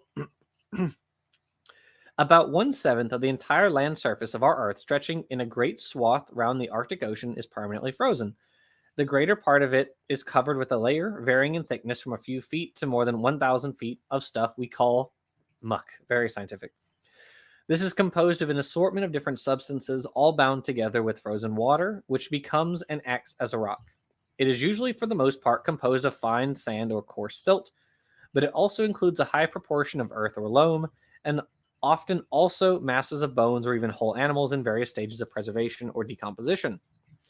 The list of animals that have been thawed out of this mess would cover several pages. The greatest riddle, however, is when, why, and how that all these assorted creatures and in such absolutely countless numbers get killed, mashed up, and frozen into this horrific indecency. These animal remains were not in deltas, swamps, or estuaries, but were scattered all over the country. But last and worst of all, many of these animals were perfectly fresh, whole, and undamaged, and still either standing or at least kneeling upright. Here's a really shocking to our previous way of thinking picture. Vast herds of enormous, well-fed beasts, not specifically designed for extreme cold, placidly feeding in sunny pastures, delicately plucking flowering buttercups at a temperature in which we would probably not even have needed a coat. Suddenly, they were all killed without any visible sign of violence, and before they could so much as swallow a last mouthful of food, and then were quickly frozen so rapidly that every cell of their bodies is perfectly preserved. Close quote. Okay, that's just bullcrap. I'm sorry, that's just garbage. We're going to talk about it. We're going to talk about why it's absolute garbage. Also, Jamie E., also a correction. Buckland wasn't president of the Royal Society. He was president of the Geological Society of London. He was a fellow of the Royal Society. I think that's what I meant. Geological Society of London. I appreciate it. Thank you very much. Okay, let's see. Okay, so the very first thing that he says that drastic changes have occurred in the Earth's crust because there's evidence of warm climate in the poles. Like, climate does not change rapidly. Climate changes slow. Well, typically climate takes thousands of years to hundreds of thousands of years to change, which is how we know that our modern climate change is anthropogenic, because it took place in 200 years rather than thousands to tens of thousands. But normally it takes a long time, a lot longer. So I'm not really entirely sure how finding evidence of life that needed warm environments up in the cold was or is somehow evidence of drastic changes. I don't really get that. It also says that the geologist is standing on a place that is the result of a flood. Okay. It also says later on that water and earth movements have caused vast changes in the Earth's surface and climate. Yeah, that still happens. Mm-hmm. It happens like every year. Every year we see like the Philippines has been hit by a giant tsunami causing the deaths of thousands of people. Like, we know that happens all the time. Yeah. This is not a surprise. Why do they act like they're surprised? I don't get it. The funniest part of that is that they call it where they finally end up. They call that an indecency. Yeah, they did. It's indecent to get buried when you're covered in mud as a result of a flood or landslide. That's indecent. I did not know that. Isn't Pakistan literally mostly underwater right now? Absolutely. Yes. It is. Yeah, if you guys watched the news recently. Terrible floods. Yeah, there's been substantial flooding in several major cities, which has already killed many people. And like, you can watch the houses just getting swept away. It's crazy. It's really bizarre that he's acting like floods and like landslides just don't happen. I don't know. That's really weird to me. It's very strange. We know that Lake Missoula, the dam that keeps it closed, has flooded in the past, and this caused like major warping of the surrounding countryside. Basically, it causes these things called mega ripples, so you can see where the water where large quantities of water rapidly hit the land, and it caused these mega ripples. But you know what else is funny? We don't see mega ripples all over the planet like we should if there were a global flood. Are you Kind of saying funny how that works, isn't it? are you saying there are no mega ripples in Grand Canyon? I'm saying there are no mega ripples in Grand Canyon. Someone should tell Owen. Yeah, probably. So yeah, I'm really not sure what this person is arguing. Okay, then they quoted this ridiculous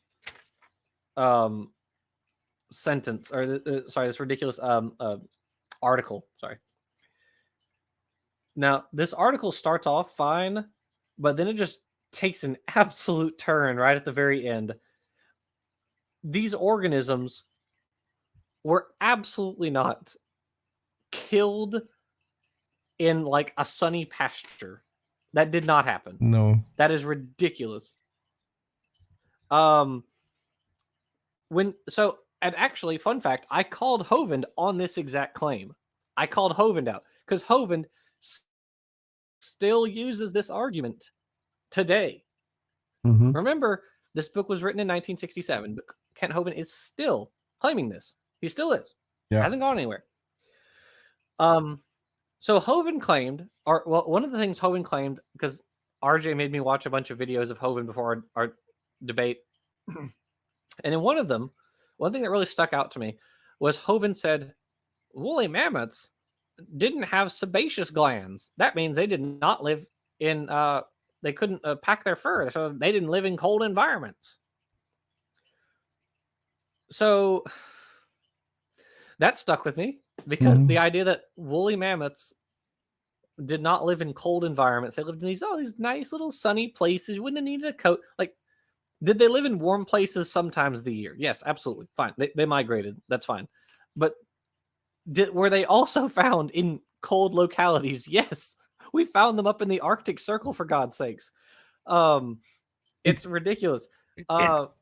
And on the other hand, it's so weird because when he comes up with one of his arguments of refuting evolution is that if you have a dog and you have a dog, you make them breed in a cold climate, the ones that have a thin fur will die off, so you will have dogs with thicker fur.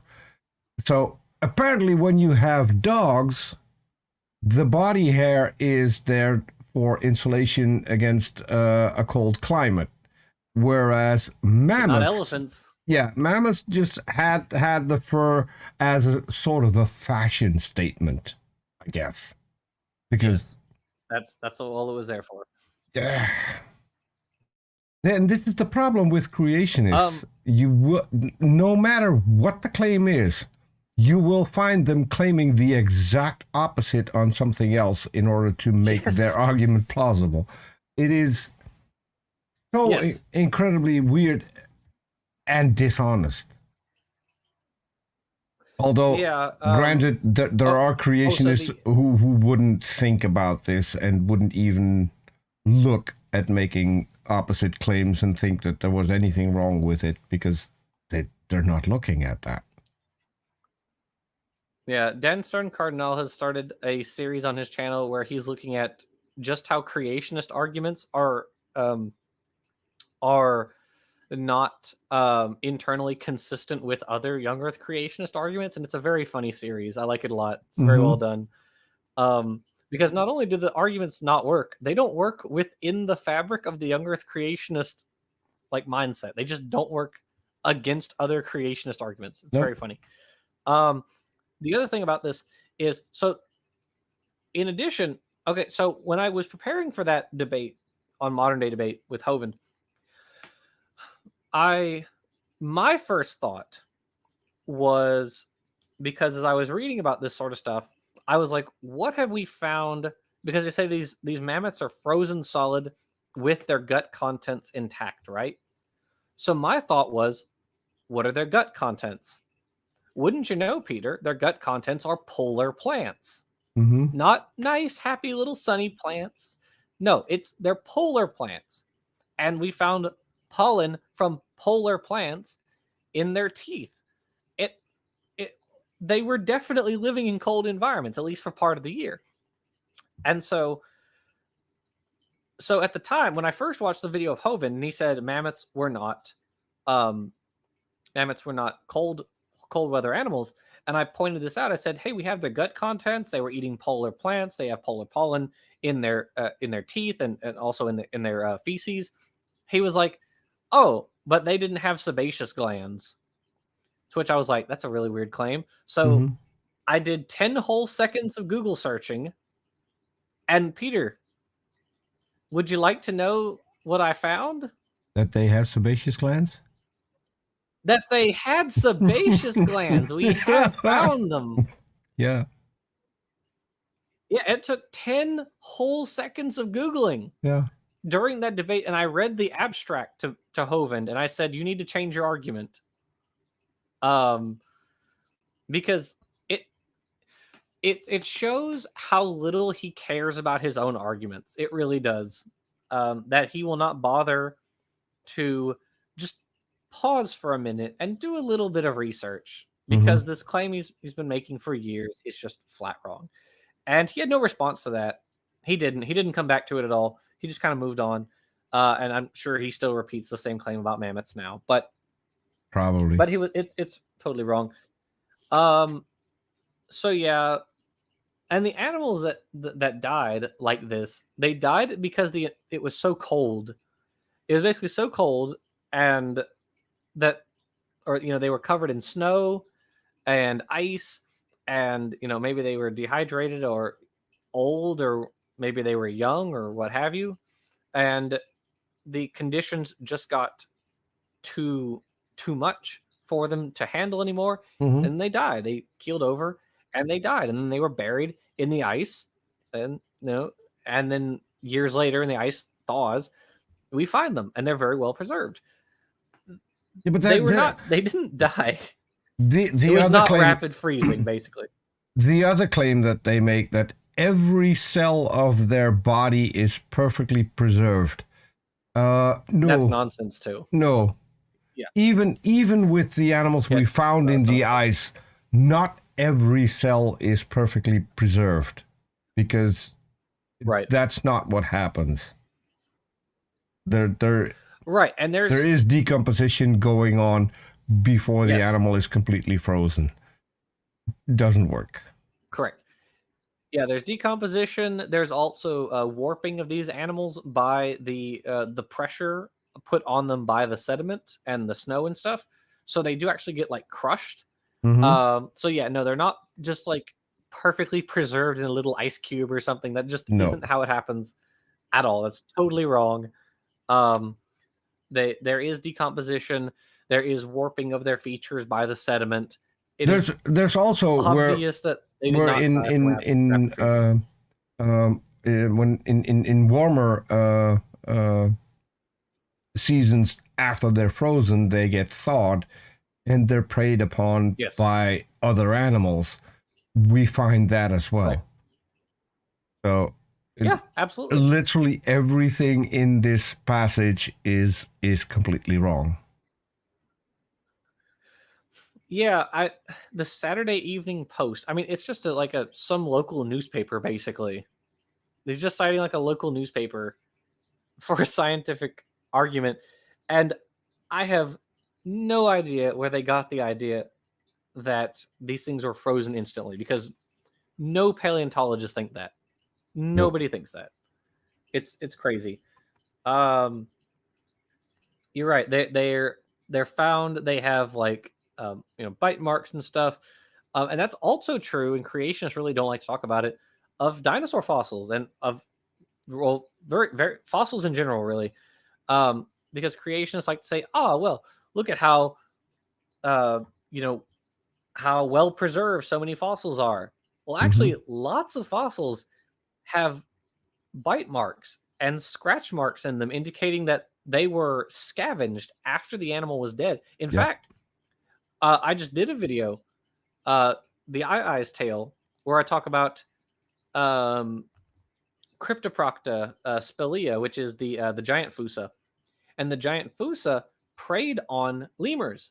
So there are lemur fossils that have fossa teeth marks in them, ancient lemurs. And so, yeah, we know that they were scavenged. They were eaten and they were scavenged by these predators. It wasn't just, oh, they died and perfect preservation. No, that's not what happens at all. By the way, Ridiculous. this just reminded me of something that I wanted to bounce off you.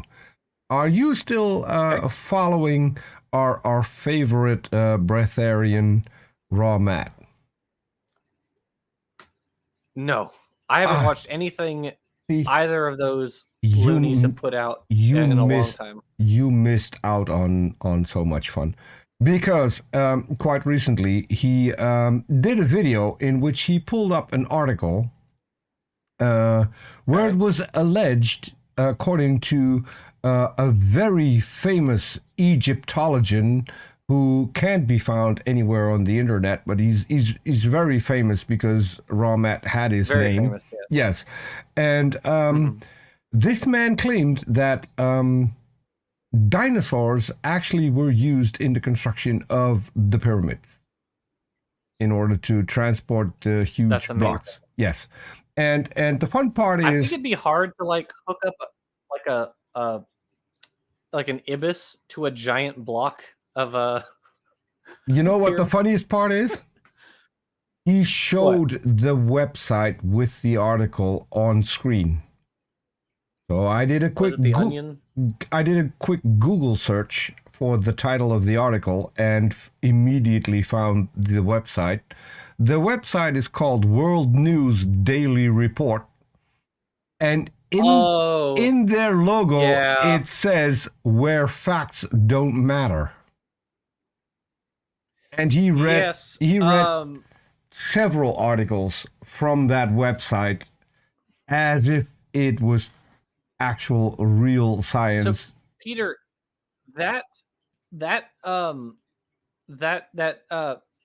article or that journal, whatever, that magazine, they've actually done that to Christians several times, because a few years ago, the World News Daily Report put out an article that was saying the Pharaoh's army from Exodus was found in the Red Sea. The chariots were found in the Red Sea. And a whole bunch of Christians thought it was real. They were parading this article around. And I went and I looked it up. And I did that because I was on Facebook back in the day.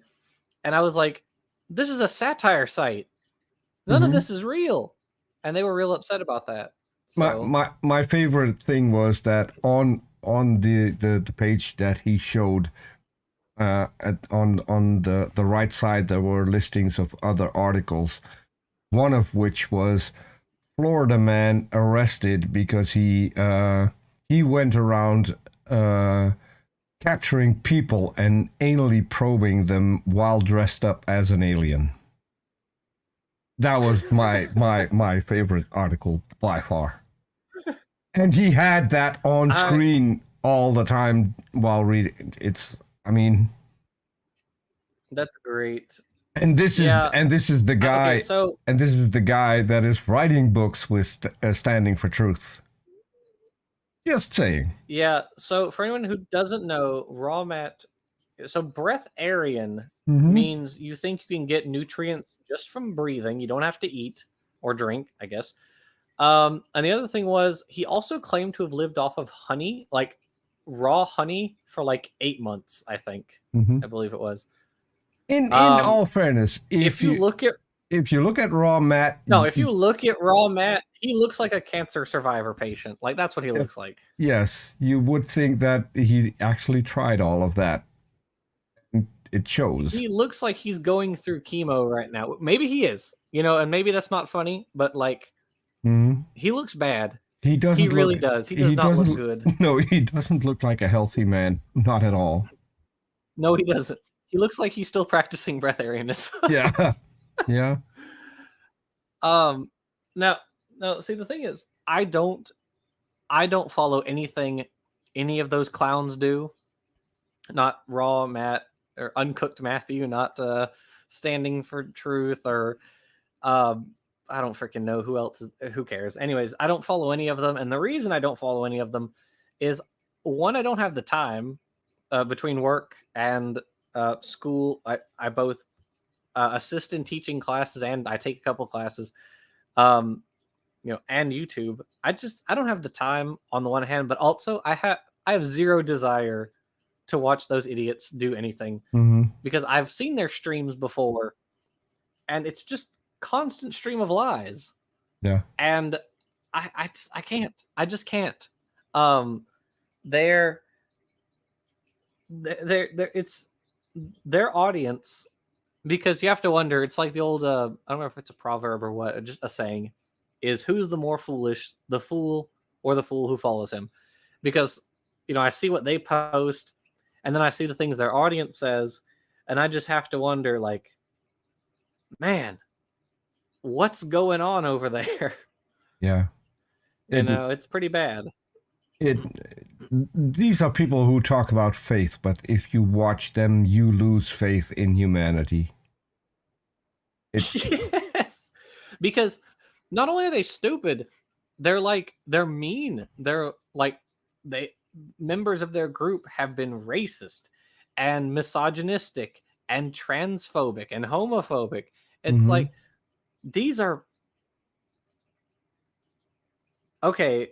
Maybe that was quoted in Star Wars, but it was like a saying first. It was a saying before it was in Star Wars. I'm willing to bet. But yeah, these guys are just they're bad actors. They're bad faith actors, and they're just stupid broadly. Yeah. So I have no time and no desire to deal with any of them. And apparently Standing is mad that I even exist, right? Like, Yeah. I know that when I post, and I don't do it very often, I've only done it a couple of times. The like the YouTube post, how you can do like a tweet basically for YouTube nowadays.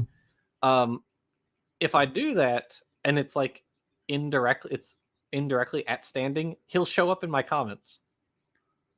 And he was, I don't know if he still is, but he's been he's followed me. He's followed this channel, been subscribed. There we go. He's been subscribed to this channel for a long time, and I have invited him to talks with me.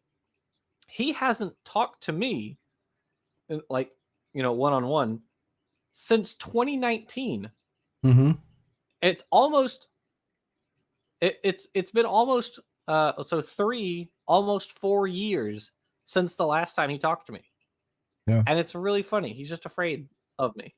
I mean, and at the same time though, like, I wouldn't gain anything from chatting with him. No one in my audience would gain anything from it. So really, what's the point anyways? But I digress. Well, I mean, anyway. You would school him on several things, I guess. The other fun part is we already did that. That was the debate with him. Yeah. The other fun part is that he hasn't talked to me for about the same time, and I wanted him to come on my channel to talk about what he believes and why he believes it. I don't want to talk about evolution because he filibustered the first time that he came on, and I told him this is not the topic we agreed on. We were supposed to be talking about what you believe and why you believe it. He does not want to talk about that, which makes me think, because he's made a few really obnoxious statements on why he has certain people on his channel, and I think he's in that's right. He's in it for the money. Yes, you're right. When people pointed out that Kent Hovind is an actual abuser, he's been charged for abusing people. He's been convicted. And this was pointed. He's been Yes, he's been convicted convicted. of domestic abuse, and he still has Yes. to do 30 days in jail. So And this was I've been talking to his ex-wife Cindy. The problem is that cases like that get on the roll, or how it's called, twice a year, and because of okay. because of COVID, there's a backlog of cases that need to be addressed, and so Yeah. it was supposed Right. to be in court because he has appealed, and so it was supposed to be in court in March or May, and now it's been set to December, and it's questionable whether or not it will be in court in December because of the backlog that they have. And all of this just means that he doesn't have to pay Cindy back the things that he owes, because she lent him, I think it was $180,000, which is now gone. And there's still his 30 days that he needs to serve. So Right. it's sad. And this was pointed out. This has been pointed out to Standing. Standing knows that Kent is a domestic abuser, and Standing's response is, "I don't care." That's his response. So Standing is a bad faith actor also. And you're right. He probably doesn't care. He's probably in this for the money. He's just a grifter, basically. He's a used car salesman. So it's whatever. He is literally a used car salesman. It doesn't get any funnier than that. I did talk to him quite recently on a Christian channel, and I told him that for his debates he should bring back the gong that he had. There's a stupid video out on the interwebs. Every single time they sold a car, they hit a gong in the hallway and performed some kind of weird used car salesman ritual. That's so funny. Like Peter, I know we normally make that joke about, like, or I say we, like, you know, science communicators in general typically make the used car salesman joke about creationists, but like, he was literally a used car salesman before he started a creationist channel. It's so perfect. It is so funny. Yeah. So anyway, tell me, Peter, what's going on your channel in the upcoming? On my channel, I'm still trying to figure out dates. There is a guy in the side chat right now that I actually want to have on my channel, and that is Mark Reed. I've been a supporter of Mark for quite a while right now. Mark does debates and goes on Christian channels, so we don't have to. He's an extremely nice guy. If people want to check him out, go check out Mark Reed's channel. He posts all the shows that he's on. He mirrors all of them on his channel, so you don't have to give the vile Christians any views. You can watch it on Mark Reed's channel. He is literally one of the nicest guys that I've come across, and one of his talents is that if a conversation gets heated, he will always be able to bring it down a notch so you can have a decent conversation. Something that I'm trying to learn from Mark. So I do need to have Mark on the channel. Otherwise, I'm quite busy with a few other channels. So we're doing this every week, which I absolutely love, the shows that we do right here. But I also have two of our Raw shows, which have fast become some of my favorite shows. Which one of which is Blasphemers Bible, that has my own co-host Lilith as part of the panel, and every once in a while I get to make a few comments as well, even though I'm basically the producer of the show. And after that, we have Reading Joseph Smith, where we go through the Book of Mormon with a bunch of comedians. So there's Jimmy Snow, there is Mr. Deity, and there's Fitzgerald, and I forgot his first name. And now we have a new guy, and I forgot he's Bryce, and then he has a German last name. These people are hilarious reading the Book of Mormon, and so that, for instance, they've decided that ye is become yeah, so every single time is yeah, and so we have a counter on screen for the it came to passes, because there's abundant Yeah. in the Book of Mormon. I mean, it's a dull book. It really is. But the way it's done on Orange Channel is worth watching. I mean, if you haven't seen an episode, please. Part of the book is read by Trump, which is basically Jimmy Snow impersonating Trump, and he does a really good job. So part of the characters are read by Trump. Other characters are read with a New York accent, and others are read with a Southern accent. It's just, they should make a movie the way it's done there. That's great. It is an awesome show. So yeah, it keeps me busy, and I'm still trying to get a Christian on, several Christians on, but yeah, I don't know. It's hard to pick a time. The problem is the people that want to come on. The guy that I'm talking to right now is in New Zealand. I'm in the Netherlands. My co-hosts are in the US and in Canada. So picking a time where everyone's available is going to be rough, but we'll get there. We'll get there. Yeah, that's true. Time zones are weird. Mm-hmm. We know because let's see. Yeah, we had our chat with John recently, and he's in. Well, no, he's in the same time zone as you. We were looking at he's in my the guy time. who we're having on later this month. He's in a different time zone than you, right? I think. Remind me who. He's in Spain. No, same time zone. Oh, it is? Okay, well, yeah. Okay, all right, fair enough. Well, cool. Then that should be fun. Yes, we'll have a guest from Spain, but we're not telling you guys who it is yet. You'll have to find out when we get there.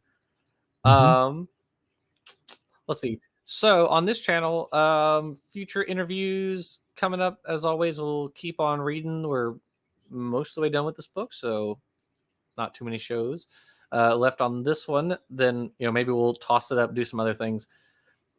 Did the Mouse's Tail a couple days ago, so that's out. The Beaver's Tail is up next. So that one's gonna be fun. I'm already working on that script. Kind of specific. It's kind of specific and flat. The Beaver's Tail. Yes. Same as the platypus. It is. That's true. It has the same tail as the platypus. The platypus does also get its own tail. Yes. So there's that. And it's just, you can see that in a different. So beavers do have tails, and you have the beaver's tail. Yeah. Play on words. A tail. Well, I mean, hey, part of this tale is about the beaver's tail. See? So the beaver's tail features prominently in the tale. So yeah. So there will be a beaver's tail. Yes, there will. Alrighty.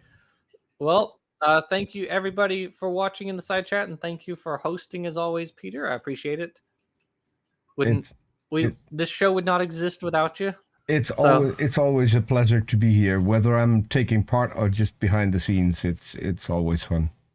Which reminds me that people need to check out the series that you and Dapper did about the history of pretty much everything. Yeah, Dapper and I did a series on the history of life on Earth. So we talked about the evolution of life from the very origin of life itself up to today. We also did a little sort of mini series on the process of evolution. So that was a 3-part series. So go check that out if you're interested in learning about the process of evolution. We went like we did. It was like a sort of like if you were to take an evolution 101 class, basically. That's Mhm. what that series really was. So yeah, and I'm very proud of that one. So it was fun. All right. Well, thank you everybody for watching, and we will see you all next time. So bye everybody. Bye, everyone.